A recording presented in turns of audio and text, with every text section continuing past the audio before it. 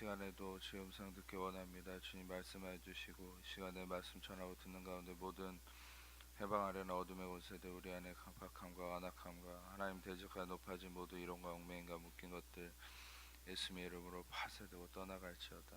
오직 성령님만 이곳에 환영하고 초청하고 모셔드리고 인정하고 의지하오니 영광으로 임하시고 다스리시고 충만케 하시며 주의 나라가 임하여 주시고 뜻이 하늘에서 이루어진 것 같이 땅에서도 이루어지며 주께서 예배하신 각 심령 안에 30배, 60배, 100배의 차고 넘친 의음에 가득하도록 이 시간 주장하시고 역사해 주옵소서. 오직 빛과 구원 되신 예수님의 그 이름만 증거되고 드러나고 계시되고 나타나시기 원하오니 예수님 홀로 영광 받으시고 나타나시며 오직 예수님의 그 의만 드러나시기 원하오니 주님 역사해 주옵소서. 오직 빛과 구원 되신 예수님의 그 이름만 증거되고 나타나시기 원하오니 주님 홀로 영광 받아 주옵소서. 감사합니다. 모든 영광을 예수님께만 올려드리오니 예수님 홀로 영광 받아 주옵소서. 감사합니다. 주님만을 높여드리며 찬양하오니 주님 홀로 영광 받아 주옵소서. 감사합니다. 주님만을 찬양하고 높여드립니다. 감사합니다. 주님 홀로 영광 받아 주옵소서. 감사합니다. 예수님만을 높여드립니다. 감사합니다. 주님 영광 받아 주옵소서. 모든 영광을 주님께만 올려드립니다. 감사드립니다. 우리를 축복하시고 우리와 함께 하심을 믿습니다. 감사합니다. 모든 것도 주님께 감사 찬양 올려드리며 우리를 사랑하시는 예수님 이름으로 기도합니다. 아멘. 오늘 예수님께서 한 이 죽어있는 소녀를 살리는 사건이 나오는데 이 소녀를 살리는 사건이 오늘 단지 한 명의 죽은 자를 살리는 그 이상의 하나님의 놀라운 메시지가 있다는 것을 우리가 알았으면 좋겠습니다. 실상 이 소녀를 살리러 가기 전에 예수님은 하나의 사건을 더 접하는데 그것은 이 혈루증을 앓는 여인이죠. 이 혈루증을 앓는 여인은 어떻게 예수님에게서 치유를 받냐면 이 혈루증을 앓는 여인에 대한 사건은 다른 복음서에서도 많이 나오는데 이 복음서에서 나오는 이 여인은 심지어는 누가복음에서는 어떤 얘기도 나오냐면 많은 이 의사들을 찾아다녔지만 오히려 병이 더해지고 오히려 더 문제가 생겼다 이런 얘기를 합니다. 그래서 이 혈루증을 앓는 여인의 아픔과 고통이 실상 어떻게 해결되는지 또 그 해결되는 과정과 또 그 바로 다음에 이어지는 이 소녀를 살리는 사건과 이것은 굉장히 교묘하게 진리 안에서 연결되는 사건이라고 볼 수 있습니다. 그것의 이유는 이따가 말씀드리고 실상 예수님은 이 소녀에게 다가가서 이 소녀를 어떻게 살리는지 그것이 중요하지 않아요. 그냥 예수님이 가면은 그 예수님의 어떠함에 의해서 이 죽은 자가 살아나게 됩니다. 우리가 실상 이 동일한 비슷한 사건이 예수님과 인간적으로는 가장 친하게 지냈던 사람이 있는데 그게 마리아와 마르다의 오빠인 나사로입니다. 근데 나사로가 죽었는데 예수님은 나흘이 지난 후에 나사로에게 가죠. 그래서 이미 시체가 썩은 냄새가 다 나는데도 예수님이 그 상황 속에서 나사로가 나오라고 선포하셨을 때 그 나사로는 죽음과 아무 상관없이 살아있는 채로 여러분 그 미라처럼 이렇게 붕대가 감긴 채로 성경은 이렇게 나왔다고 얘기를 하거든요. 그러니까 다시 말하면 죽음이 예수님 앞에 아무 의미가 없는 것이죠. 율법 아래서는 여러분 어떤 조항들이 있냐면 사람이 시체를 보고 나면 그 이후에 계속 부정하다고 얘기를 합니다. 그래서 어떤 시간이 지나야 부정함을 해결할 수 있고 정결케 하는 예식을 통해서만 부정함이 사라질 수 있어요. 근데 우리가 알아야 될 것은 예수님은 심지어 이 부정함이 중요한 게 아니라 그냥 죽은 자를 만지는 것조차도 예수님은 죽은 자에게 모든 것을 어떤 것을 행할지라도 그 부정함이 없는 것이 아니라 예수님의 정결함과 의로움이 그 부정함을 그 죽음을 내몰아버린다는 사실을 여러분들이 알아야 될 것은 여러분들 안에는 매번 말씀드리지만 이 모든 부정함과 죽음을 다스리고 그것을 몰아내시는 예수 그리스도의 생명이 여러분 안에 있음을 믿으시기 축복합니다. 우리 안에는 그런 능력이 있는 것이요. 이 세상은 죽음이 가득해요. 이 세상은 부정함이 가득합니다. 근데 우리는 그 부정함에 오염되는 경우가 어떤 경우냐면 여러분이 뭐 술 마시고 담배 피우고 이런 것 때문에 여러분 부정함이 없는 그런 개념이 아니에요. 제가 매번 말씀드리지만 여러분들의 어떤 행위의 잘못됨은 어떤 결과물이라는 거예요. 육신에.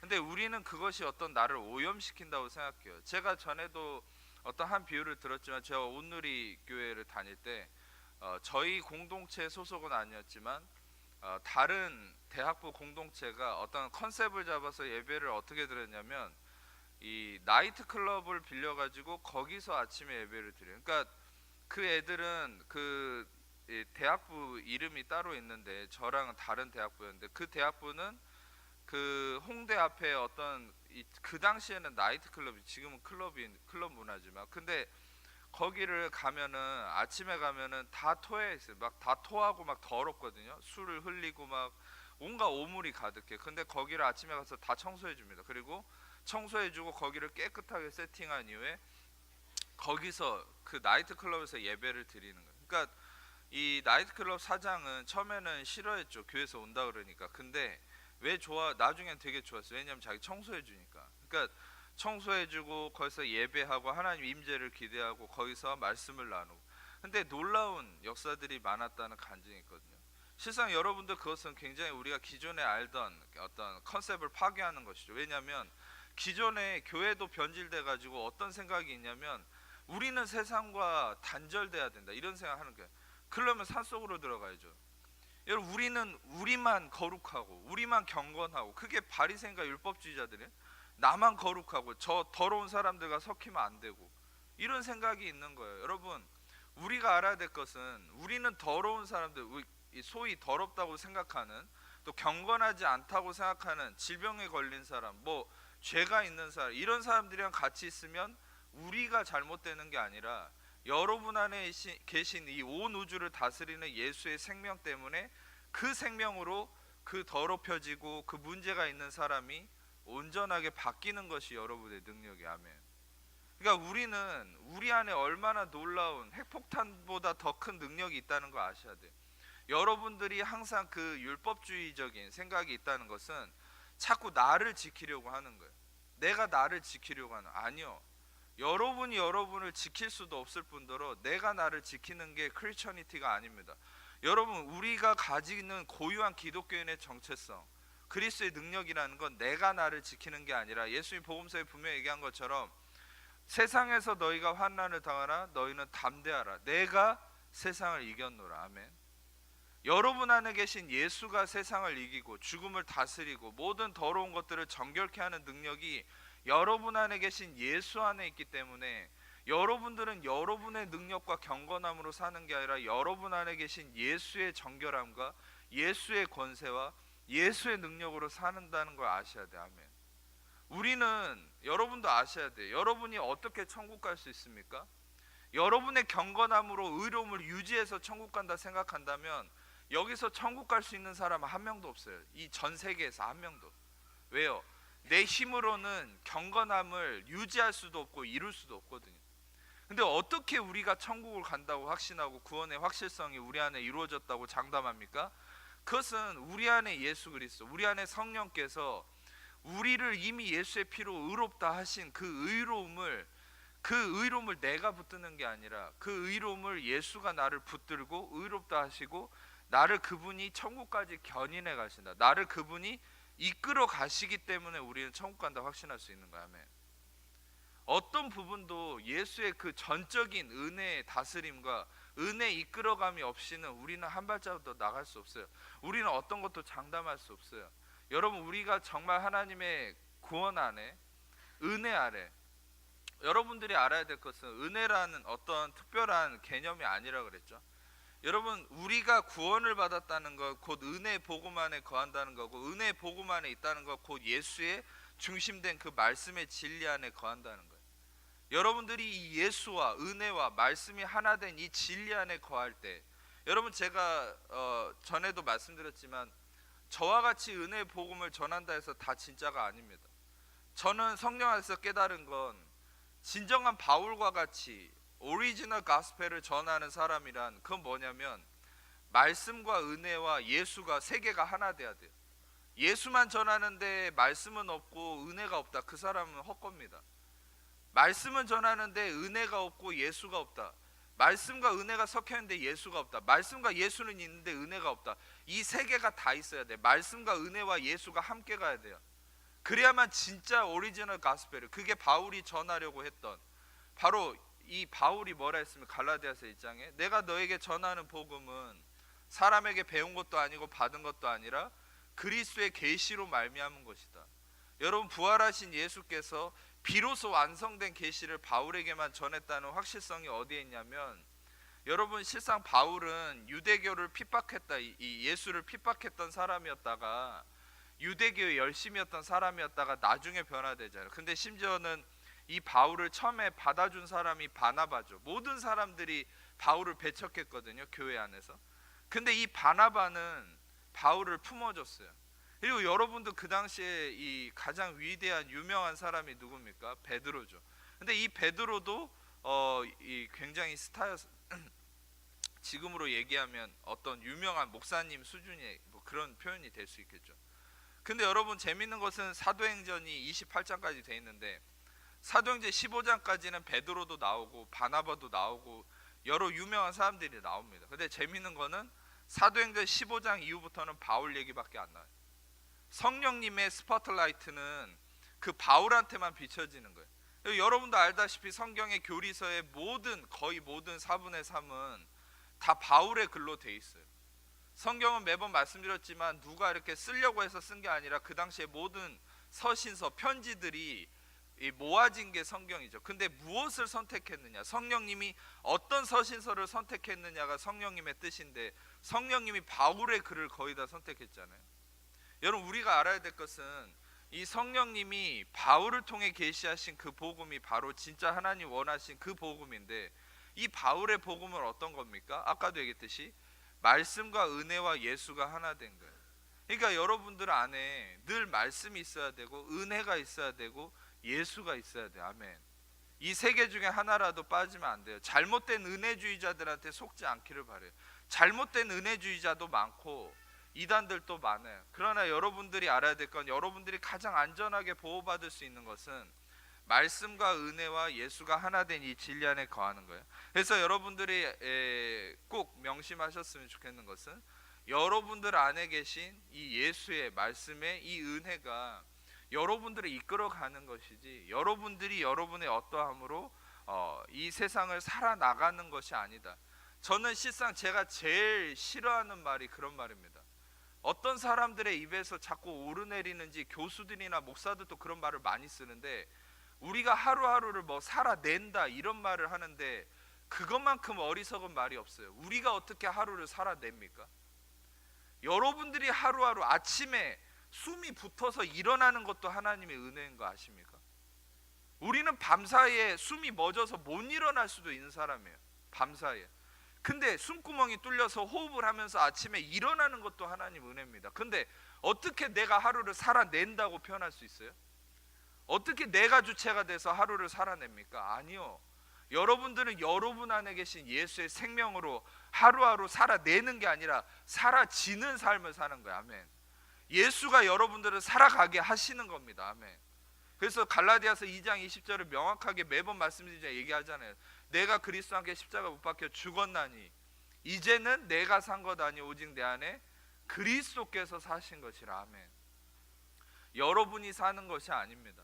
여러분이 이미 크리스천이 됐다면, 이미 구원받은 크리스천이라면 여러분들은 여러분 안에 계신 예수의 생명이 여러분들 이끌어가는 삶을 사시는 것이죠. 아멘. 이 어떤 전반적인 설명 안에서 오늘 말씀을 보셔야 돼요.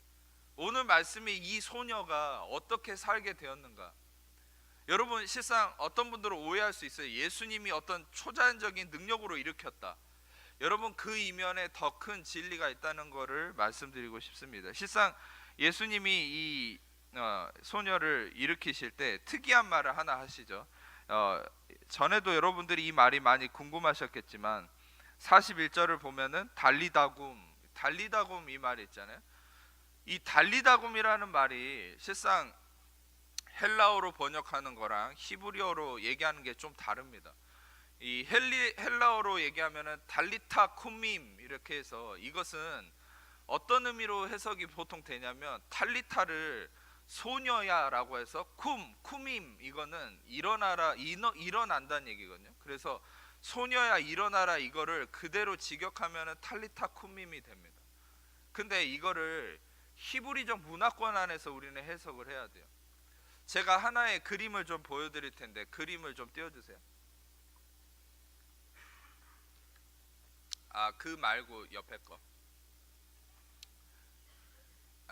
이제 그 저기 오른쪽에 보시면은 어떤 한 남자가, 유대인 남자가 이 숄을 걸치고 있습니다. 이 숄은 예수님도 저런 숄을 걸치고 있었고 모든 유대인 남자들은 저걸 걸치고 있어요. 저것을 뭐라고 얘기하냐면 탈릿이라고 얘기합니다. 탈릿. 근데 저 탈릿은 기도할 때 걸치는 숄인데 이 탈릿이 의미하는 바는 나는 하나님의 공의 안에 있다. 다시 말하면 나는 하나님의 공의 안에서 의로운 자다라는 것을 상징하는 게 탈릿입니다. 근데 이제 예수님도 저 탈릿을 매번 걸치고 다녔죠. 왜? 유대인 남성은 다 가지고 다니니까요.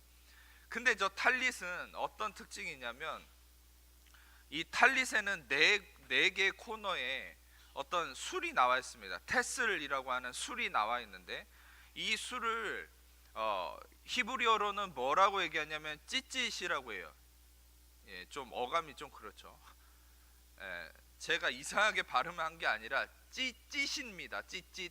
예, 그래서 그 찌찌시라고 하는 그 네 개의 술이 있어요. 그 찌찌 안에는 네 개의 그 뭡니까? 파란색의 저게 있죠. 저 파란색의 실이 있죠. 저게 굉장히 희귀한 물감으로 쓰는 거, 뭐 달팽이를 뭐 추출해 가지고 뭐 이렇게 왕에게나 쓰는 그 물감이거든요. 근데 그거를 거기다 스며들게 해서 만드는 건데 저걸 타켈릭이라고 해요. 제가 한 가지 재미있는 사실을 알려드리면 혈루증을 앓은 여인이 예수님의 옷자락을 만졌을 때 뭘 만졌느냐? 그게 바로 저 찌릿을 만진 겁니다. 그러니까 저 찌릿이 가리키는 의미가 무엇인가? 그러니까 이 숄 탈릿은 하나님의 공의를 의미해요. 근데 공의의 이 흘러나오는 테슬, 어감이 그러니까 테슬이라고 그럴게요. 그 찌릿을. 근데 이 테슬을 여러분 만졌을 때 이 혈루증을 앓은 여인이 나았어요. 이 혈루증을 앓은 여인이 어떻게 낫게 됐는가?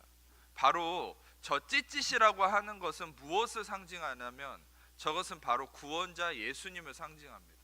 저 찌릿을 만졌을 때 그것은 바로 그 안에 있는 터켈릭, 좀 어려울 수 있어요. 근데 그냥 형식상 한번 들어보세요. 그 터켈릭은 히브리어의 어감이 어디서 나온 거냐면 쿨라를 들어보셨죠? 예수님이 다 이루었다 하셨을 때 쿨라 하고 완성하시잖아요. 헬라어로는 테텔레스타이, 쿨라 히브리어로. 그리고 이 쿨라는 창세기 2장 3절에 하나님이 창조하시는 일을 마치시니 안식하셨다. 쿨라 하시고 사바트 하셨다. 이 쿨라는 모든 것의 완성. 인간은 쿨라 할 수 없어요. 하나님만이 쿨라 하실 수 있어요. 모든 것의 완성을 의미하는 겁니다. 다시 말하면 이 완성된 무언가를 혈루증을 앓은 여인이 만진 거예요. 여러분, 율법은 아무것도 온전하게 할 수 없다라고 성경은 얘기하죠. 율법은 연약하고 무익하니까. 근데 여러분, 이 예수님의 완성된 것을 혈루증을 앓은 여인이 만졌을 때 그가 나았어요. 여러분, 우리가 아셔야 될 것은 여러분들이 예수님의 뭘 붙들어야 됩니까? 뭘 받아들여야 됩니까? 예수님의 완성된 십자가의 공로를 받아들여야 됩니다. 아멘. 여러분들은 율법 아래서처럼 이렇게 하고 저렇게 하고 뭔가를 신앙생활을 이렇게 해야만이 뭔가를 이루어갈 수 있는 존재가 아니에요. 여러분들은 이미 예수님의 완성된 것을 만질 때 그때 여러분들 안에 완성된 하나님의 은혜가 임해서 여러분들의 삶을 바꿔가는 거야. 할렐루야. 그래서 이 12의 혈루증을 앓은 여인은 예수님의 그 완성된 십자가의 공로, 찌릿 안에 있는 이 타켈릭, 이것을 만진 거죠. 그랬을 때 치유의 은혜가 임한 거예요. 여러분 동일하게 보세요. 저 탈릿이라는 걸 기억하세요. 여러분 이 여자, 이 죽은 소녀한테 가서 예수님이 어떻게 했는지 아세요? 예수님은 이 걸치고 있던 탈릿을 그 소녀한테 던진 거예요. 던지면서 뭐라고 얘기하냐면 일어나라라고 얘기하죠. 탈릿 아래 거하는 자여 일어나라. 그것은 무엇입니까? 바로 하나님의 의로움 안에 거하는 자여 그 의로움으로 일어나라. 할렐루야. 여러분, 우리는 모두가 어떤 존재라고 성경은 얘기하냐면 에베소서 2장 1절입니다. 에베소서 2장 1절을 같이 읽겠습니다. 시작. 그는 허물과 죄로 죽었던 너희를, 5절도 같이 읽겠습니다. 5절 시작.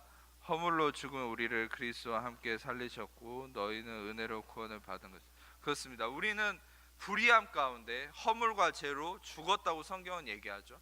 근데 그리스도의 은혜로 우리를 살리셨는데, 우리를 살리심이 어떤 살리심인가? 여러분, 우리를 살리실 만한 근거가 있어야 돼요. 그것은 뭐냐면 허물과 죄로 죽었기 때문에 그분이 우리의 모든 허물과 죄, 불의함을 대신 짊어지고 그분의 의를 우리에게 주셨죠. 그것이 고린도후서 5장 21절의 말씀처럼 하나님이 죄를 알지도 못하신 이를 죄로 삼으신 것을 우리로 하여금 그 안에서 하나님의 의가 되게 하려 하심이라. 하나님의 의, 그것은 뭐냐면 아까 말씀드렸듯이 탈릿 안에 거하는 자, 다시 말하면 하나님의 의로 우리를 살리셨다는 거죠. 여러분, 우리가 하나님의 의 안에 살 수 있고 의 안에 살아야 된다는 말씀을 좀 더 나누고 싶은데, 예레미야 23장 5절에서 6절 말씀 같이 보겠습니다. 예레미야 23장 5절에서 6절 말씀 같이 읽겠습니다. 시작. 여호와의 말씀, 예레미야 23장 5절에서 6절 말씀 한번 성경이 있는 분들은 찾아보겠습니다. 예레미야 23장 5절에서 6절 말씀. 그러면은 좀 이따가 이거 예레미야 23장 5절에서 6절 말씀 편집해서 얼른 스크린에 띄워주세요. 다른 데를 보겠습니다. 로마서 4장 25절 말씀.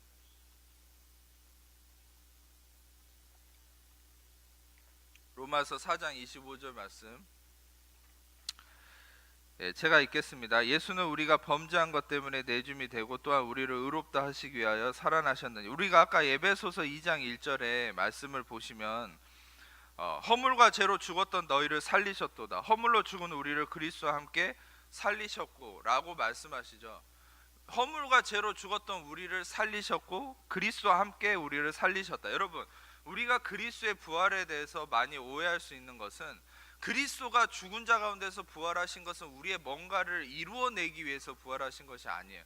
여러분들이 확실히 알아야 될 건 로마서 4장 25절에 어떻게 되어 있냐면, 예수는 우리가 범죄한 것 때문에 내줌이 되고 또한 우리를 의롭다 하시기 위해서 살아나셨다, 이렇게 되는데, 제가 한 가지를 전에도 나눈 적이 있지만, 우리를 의롭다 하시기 위하여 디아가 아니라 의롭다 하셨기 때문에라는 말이 맞아요. 그러니까 의롭다 하시기 위하여라는 말이 이게 번역상의 실수입니다. 그것은 뭐냐면, 원래 헬라어 원문에는 의롭다 하시기 위하여가 디아라는 헬라어로 되어 있는데, 이거는 뭐뭐의로 뭐뭐에 의해서라는 말이에요. 그건 뭐냐면, 쉽게 표현하면 예수님이 부활하신 것은 우리를 이미 의롭다 하셨기 때문에 부활했다는 거예요.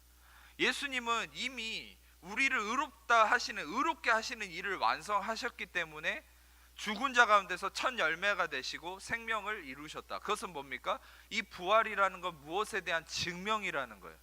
할렐루야. 무엇의 증명인가? 예수님이 부활하신 것은 무엇에 대한 증명인가?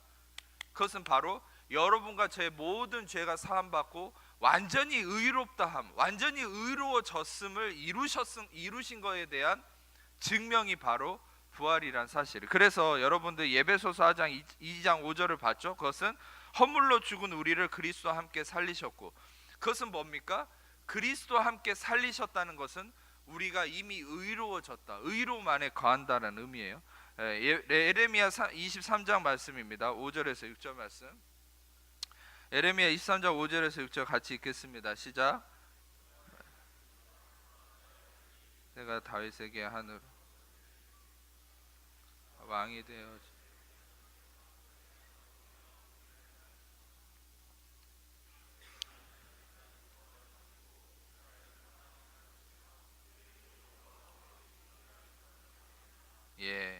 우리가 알아야 될 것은 예수님은 구원이신 예수님은 바로 야훼 우리의 공이라 일컬음을 받는 분이다. 바로 예수님 자신이 야훼 시케누, 이거는 뭐냐면 야훼라는 말과 제데크라는 말이 합쳐진 야훼 시케누, 이거는 뭐냐면 예수만이 우리의 의로움이다. 여러분, 세상에 아무리 어떤 사람이 희생을 하고 선을 행하고 완벽한 일을 했다 할지라도 그의 어떠함이 의로움이 될 수 없습니다.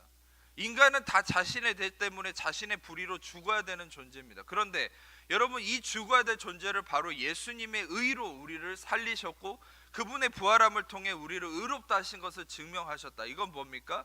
바로 예수님만이 우리의 의로움이 될 수 있다라는 거예요. 여러분, 어떤 것도 우리는 자기 self righteousness, 우리의 의로 살 수 없어요. 우리의 의는 더러운 것입니다. 오직 우리가 살 수 있는 생명의 근원은 바로 예수님의 의로움만이 우리가 살 수 있는 근원이라고 이 예언서를 통해서부터 말씀하셨죠. 야훼가 우리의 공이다. 야훼만이 우리의 의로움이다. 여러분, 예수님만이 의로움이 되십니다. 아멘. 여러분이 어떤 무언가를 할지라도 그 무언가가 의로움이 될 수 없다니까요. 여러분이 무언가를 아무리 아름다운 일을 할지라도 여러분이 의로움을 이루어낼 수 없어요. 여러분, 우리는 로마서 5장 17절을 말씀드렸지만 한 사람 범죄를 통해 그 한 사람을 통해 사망이 왕노를 하였으니 더욱 은혜와 의의 선물을 넘치게 받는 자들은 한 분 예수 그리스도를 통하여 생명 안에서 왕노릇하리라. 여러분, 은혜와 의의 선물이라고 그랬어요. 여러분, 재밌지 않습니까? 은혜는 은혜지만 의에 대한 것은 선물이라고 표현한다는 게, 여러분, 그것은 뭐냐면 의로움은 우리의 공적과 우리의 어떠함의 대가로 올 수 있는 게 아니에요. 의로움은 선물로만 주어지는 겁니다. 아멘. 거기서 쓰여진 헬라어도 도레아라는 선물이라는 말인데 이것은 무슨 의미냐? 이것은 값없이 주어지는 선물이라는 의미예요. 다시 말하면 의로움은 우리에게 누군가가 대가를 지불해서 우리에게 있어서는 값없는 선물로만 주어졌을 때 우리가 그 의로움을 누릴 수 있다는 거예요. 여러분, 의로움은 예수님이 그분의 공의를 우리에게 의로움을 던질 때만 그 안에서 우리가 그 의로움을 누릴 수 있고 살 수 있는 거예요. 여러분, 마치 제가 스크린을 보진 않겠지만 창세기 15장에 가장 먼저 의롭다함에 대한 이 진리가 나타나는 게 창세기 15장이거든요. 창세기 15장에서는 장차 오실 예수님을 통한 은혜 언약을 상징적으로 아브라함에게 하나님 보이시죠. 근데 그게 뭡니까? 메리트의 언약이라고 해서 동물의 사체를 쪼개서 그 당시에 부족 간에 행했던 맹약의 어떤 이 상징인데 그게 뭡니까? 동물의 사체를 쪼개서 그 두 사람이 그 사이를 왔다 갔다 합니다. 그 이유는 뭐냐면 우리가 맹약한 것을 어기면 이 동물처럼 서로 쪼개버리겠다, 이 맹약이거든요. 근데 하나님께서 동물의 사체를 쪼개고 이 아브라함과 맹약을 맺으시는데 재밌는 것은 아브라함을 재워버립니다. 그리고 횃불이 그 동물의 사체 사이를 왔다 갔다 해요. 이 횃불은 예수 그리스도를 상징하거든요. 아브라함을 재워버립니다. 아브라함과 함께 맺은 언약이 아니에요. 이것은 무엇을 의미하냐면 모든 인간은 하나님과 맺은 이 언약을 깨트릴 거라는 걸 알고 있는 거예요. 근데 바로 우리가 그 언약을 깨트릴 것에 대한 쪼개짐의 대가를 누가 당한다는 겁니까? 바로 예수 그리스도가 당한다는 것을 말씀하시는 거예요. 여러분, 우리가 하나님과 아무리 좋은 언약을 맺은다 해도 우리는 끊임없이 그 언약을 어깁니다. 우리는 실수하고 우리는 실패합니다. 그러나 그 모든 것에 대한 쪼개짐의 대가를 누가 당하셨습니까? 바로 예수 그리스도가 쪼개짐의 대가를 당하심으로 우리는 어떻게 됩니까? 그 맹약을 지킨 것에 대한 혜택과 영광을 우리가 누리게 된다는 거. 아멘. 여러분, 우리는 그분의 의로움의 이 은혜 아래에 있는 것이죠. 우리는 그 은혜 아래서 날마다 생명을 얻는 것이에요. 우리는 날마다 하나님과 관계를 깨트립니다. 우리는 날마다 실수합니다. 아무리 노력한다 해도 우리는 끊임없이 그렇게 될 거예요. 근데 여러분이 안심하셔야 될 건 그 깨어짐에 대한, 그 어김에 대한 대가를 누가 치릅니까? 바로 예수 그리스도가 치르시죠. 로마서 10장 4절을 잠깐 보겠습니다. 로마서 10장 4절을 같이 읽겠습니다. 시작. 같이 읽겠습니다. 시작. 그리스도는 모든 믿는 자에게 의를 이루시기 위하여 율법의 마침이 되시니라. 그 다음에 히브리서 8장 12절 말씀 같이 보겠습니다. 시작. 내가 그들의 불의를 긍휼히 여기고 그들의 죄를 다시 기억하지 아니하리라 하셨느니라. 우리가 알아야 될 것은 우리의 어떤 불의함에 대해서 하나님이 새 언약 안에서 긍휼히 여기고 우리의 죄를 다시는 기억치 아니하신다. 이것은 여러분들에게 시간 관계에서 짧게 설명하면 단지 불의함을 봐주고 불쌍히 여기는 이 의미가 아닙니다. 여기서 쓰여진 긍휼히 여긴다는 것은 힐레오스라는 말인데 이것은 어디서 나온 말이냐면 힐라스테리온. 힐라스테리온은 카포레트와 함께 어떤 의미가 있다고 그랬어요? 전에 그림으로 설명해 드렸지만 언약궤의 뚜껑이 뭡니까? 속죄소죠. 하나님은 이 언약궤 속으로 임하지 않습니다. 하나님은 언약궤 뚜껑에 임하세요. 근데 언약궤 뚜껑에 뭐가 있습니까? 이 지성소 안에 있는 언약궤 그 1년의 대속죄일에 지성소 안에 있는 그 언약궤 뚜껑에 임하는데, 지성소의 그 언약궤 뚜껑에 뭐가 있냐면 동물의 피가 뿌려져 있습니다. 하나님은 그 언약궤 속에다가 뭘 이게 담아놨냐면 아론의 쌍난 지팡이와 그 만나를 담은 금항아리와 십계명의 두 돌판. 원래 근데 역사적으로 원래는 십계명의 두 돌판만 넣어놨었어요. 나중에 두 개를 첨가한 거예요. 그건 뭐냐면 원래는 율법의 모든 저주 아래 같이 그 율법 앞에서 정죄함으로 드러날 것을 하나님이 아시고 율법 그 자체인 십계명을 그 언약궤 안에 집어 넣어버린 거죠. 그리고 뚜껑을 닫고 어떻게 합니까? 그 뚜껑에다가 동물의 피를 뿌려요. 그 피는 예수의 피를 상징하죠. 하나님은 대속죄일 7월 10일 날 대속죄일에 그 딱 한 번 1년에 한 번 언약궤 지성소에 어디에 임하시냐면 언약궤 속에 율법 아래 임하시는 게 아니라 그 율법을 닫아버리고 덮어버리고 그 뚜껑에 흘려진 그 예수의 피를 상징하는 그 피에 임하시는 거예요. 그래서 어떻게 하십니까? 그 피를 보고 우리의 모든 불의함을 긍휼히 여기신다. 아멘. 여러분 지금도 오해하는 분들이 있어요. 하나님이 여러분의 죄를 본다고 생각해요. 하나님이 나의 허물을 본다고 생각해요. 아니요. 하나님은 구약에서조차도 그 율법에 임하지 않았다니까요. 하나님은 구약에서조차도 그 피에 임하셨어요. 우리를 속죄하는 피, 우리를 대속하는 피, 우리의 모든 허물을 덮어버리는 그 피. 하나님은 그 대속하심의 예수의 피에 임하십니다. 아멘. 그 피로 말미암아 우리를 온전케 하세요. 제가 이 시간 강의상 그 저기 스크린으로 하지 않았지만 로마서 5장 말씀 중요하니까 5장 9절 찾으시는 분만 한번 같이 읽고 마치겠습니다. 로마서 5장 9절 말씀 찾으시는 분만 같이 읽겠습니다. 그러면 이제 우리가 그의 피로 말미암아 의롭다 하심을 받았으니 더욱 그로 말미암아 진노하심에서 구원을 받을 것이. 로마서 4장 말씀에는 율법은 이 범죄를 이루게, 율법은 진노를 이루게 한다라고 나왔거든요. 로마서 4장에. 근데 로마서 5장 9절에서는 우리가 그 예수의 피로 말미암아 의롭다 하심을 받았고 그 의롭다 하심, 그 피로 말미암아 우리는 진노하심에서 구원을 입는다. 여러분 결국 예수의 피로만이 여러분들 의로움에 이르고 하나님의 그 율법의 진노하심에서 구원을 받으며 하나님의 은혜의 생명 안에 거할 수 있어요. 아멘. 근데 우리가 율법적으로 내 행위로 다시금 내 경건함으로 하나님 앞에 나아가려고 할 때 우리는 어디에 빠집니까? 다시 하나님의 진노 안으로 들어가는 거예요. 그래서 제가 율법을 떠나야 된다고 계속 얘기하는 거예요.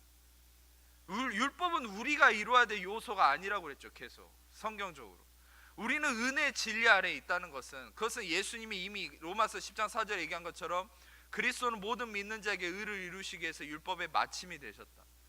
다시 말하면 여러분들은 더 이상 나의 행위를 근거로 삼아서 그것을 증명해서 의로움에 이르는 자가 아니라 반대로 여러분들은 값없이 예수의 피로 말미암아 값없이 의롭다 하심에 이르는 자이기 때문에 그 의롭다 하심을 확신함으로 그 의로움 안에서 걸어 나가는 자가 여러분이라는 사실이에요. 아멘. 모든 사람이 죄를 범하였으면 하나님 영광이 이르지 못하더니 그리스도 예수 안에 있는 속량으로 말미암아 하나님 은혜로 값없이 의롭다 하심을 얻은 자 되었느니라. 아멘. 여러분들은 값없이 의롭다함을 선물로 받은 자예요. 여러분이 의로움을 이루어내려고 하지 마세요. 하루하루를 살아내려고 하지 말고 하루하루를 그분의 의로움 속에서 살아나가는 자, 살아지는 자, 은혜 아래서 살아 역사함을 경험하는 자가 되기를 축복합니다. 여러분들 그 의로움이 오늘 이 시간에 확신되어졌기 때문에 오늘 이후부터는 예수의 의가 여러분들을 인도할 것을 믿습니다. 기도하겠습니다. 아픈 곳이 있는 분들은 아픈 곳에 손을 얹고 그 외에 가슴에 손을 얹고 제가 여러분들을 위해서 기도하겠습니다. 아픈 곳에 손을 얹으시고 그 외에는 다 가슴에 손을 얹고 제가 여러분을 위해서 기도하겠습니다. 하나님 감사합니다. 이 시간에 우리는 예수의 그 피 흘림의 의로만 의지합니다. 우리 어떠한 것도 의로 이루어낼 수 없고, 우리는 오직 예수님의 십자가의 피 흘림의 완성된 십자가의 공로만 의지하며, 우리는 이미 예수의 피로 의롭다함을 얻었으며 그 의로움을 의지하며 나아가는 자임을 고백합니다. 이 시간에 모든 의를 이루신, 모든 율법을 완성하시고 의를 이루신 예수님의 이름으로, 죽으시고 부활하신 예수의 이름으로 명하노니, 하나님 자녀를 묶고 있는 모든 염려, 근심, 불안, 조조, 두려움, 삶의 문제, 질병, 고통, 마귀, 얽매임과 묶임과 모든 거짓된 것들 예수의 이름으로 떠나갈지어다. 자유케 될지어다. 머리끝부터 발끝까지 이 시간에 예수의 피를 뿌리고 덮노라. 예수의 이름으로, 예수의 이름 모든 묶임은 풀릴지어다. 자유케 될지어다. 신경, 세포, 조직, 면역체계 예수의 이름으로 온전케 될지어다. 모든 암세포 죽은 것들 예수의 이름으로 떠나갈지어다. 자유케 될지어다. 신경의 모든 관절에 죽은 것들 예수의 이름으로 살아날지어다. 척추의 문제 예수의 이름으로 온전케 될지어다. 뼈의 모든 상한 것들 예수의 이름으로 온전케 될지어다. 신경에 손상된 것들 예수의 이름으로 살아날지어다. 마음의 근심과 고통과 우울함 예수의 이름으로 떠나갈지어다. 온전케 될지어다. 주님 임하시옵소서. 머리끝부터 발끝까지 예수의 피를 덮습니다. 예수의 피를 덮습니다. 임하시옵소서. 감사합니다. 주의 평강으로 임하시옵소서. 다스리시고 충만케 하옵소서. 주님 모든 것 가운데 주님 홀로 영광 받아 주옵소서. 감사합니다. 주님만을 찬양합니다. 모든 영광 주님께 올려드리며 우리를 사랑하시는 예수님 이름으로 기도합니다. 아멘.